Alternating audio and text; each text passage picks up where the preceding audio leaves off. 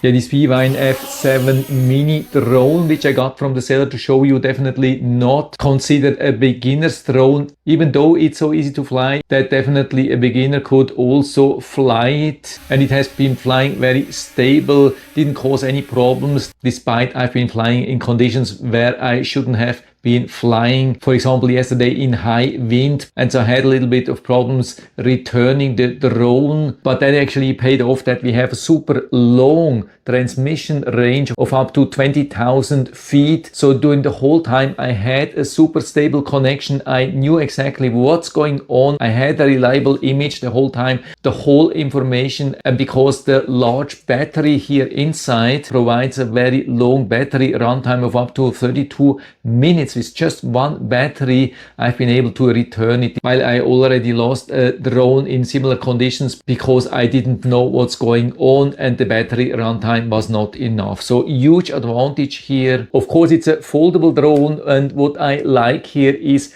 how easy these arms are foldable here compared to other drones. And of course I also like the gimbal full 3D stabilization, and so the drone is very lightweight, even including the battery here, which can easily add, and including the micro SD card, which we can add down here. Altogether only around 244 grams, so absolutely no problem. We don't have to register, we don't have to take the drone test, we don't have to apply for every flight, but of course we still have to follow the FAA rules. But compared to other drones, it's really super easy to use. We just long press here, the drone will turn on, looks really nice. And we also long press here on the remote control. Then we can unfold the antennas, they definitely help. And I don't know if you can hear that, but this controller is so powerful that it even needs an active internal cooling fan. It's a really beautiful, large, colorful 5.5 inches screen with a decent 500 nits. Of course, not comparable to a modern smartphone, but still pretty good visible outside. And now it's ready. We can just click down here to go fly. And maybe you heard that there's even some voice assistance, and we even have a touch control. Of course, it's also asking for calibration. That's what we always have to do with most drones. Of course, we want to do that outside. Here inside, we can't get a proper calibration. And so now it would be ready to fly, of course, only when we have proper GPS signal, which we don't have here inside. So I could just start the rotor here like that, but of course now I get the info that I don't have proper GPS. Yeah, an absolute beauty of a controller, super ergonomic, even with some soft rubber coating here, also some soft pads here, storage for the joysticks. And the best, of course, for me, that we don't have to use a smartphone. We are always automatically connected to the drone. What we see here on the controller is pretty much the same thing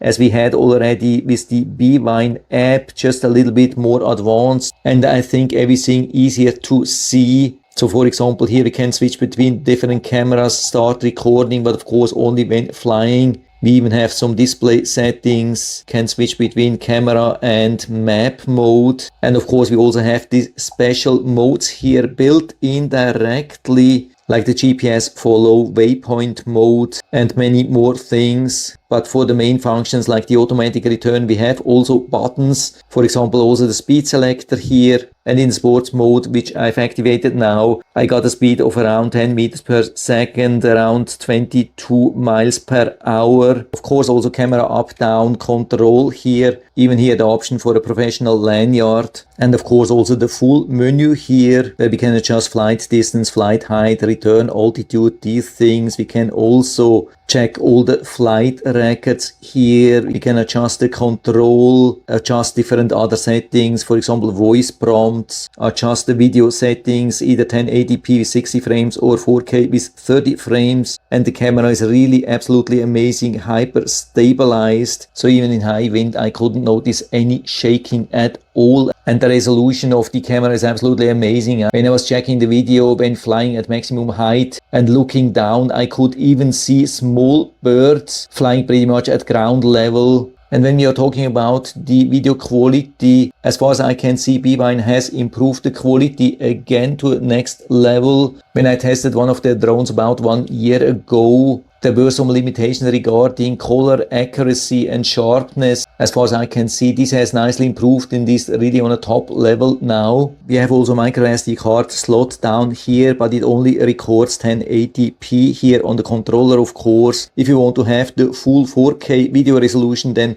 I highly recommend to use this slot down here with a fast micro SD card. To transfer the videos and pictures from the controller, we have many options. Of course, you can use the micro SD card from the controller or the one from here, for example, in the micro SD card reader.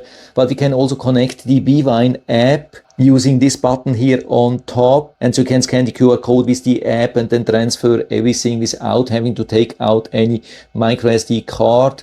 And there's even a great picture and video player right built into this controller, supporting the internal 32GB storage and also supporting the micro SD card. And as always with Bwine, the drone comes as a whole set with a super sturdy case, with this really nice remote control operation guide, which you can just put on top of the controller and then see what functions we have. We have also a very comprehensive set of replacement plates, screws, screwdriver, controller joysticks, quick starting guide, full instructions manual, spare battery, and of course also charging cables. Yeah, I've tested already a couple of different drones, even larger drones, but this Bwine F7MINI till now definitely the most advanced, best drone by far. There's no doubt about that. The only thing on the negative side is maybe that I've never been able to confirm the 20,000 feet transmission range.